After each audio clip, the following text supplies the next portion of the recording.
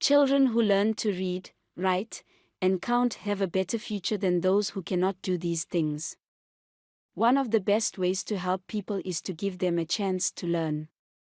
SDG 4 is about giving every person in the world a chance to go to school and learn important skills. One of the main targets of SDG 4 is to teach reading and math to every child in every country. To do this, many things are needed: teachers, schools, books, computers, and other materials. In many places, children don't have the basic things they need to study. That is why communities and countries must work together.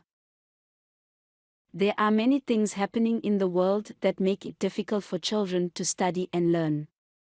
Children who are very poor are more likely to leave school than those with money. Children who live in cities learn longer than children in the countryside. War also prevents children from studying because it often forces them to leave their homes to go to a safe place. SDG 4 is more important now than ever before.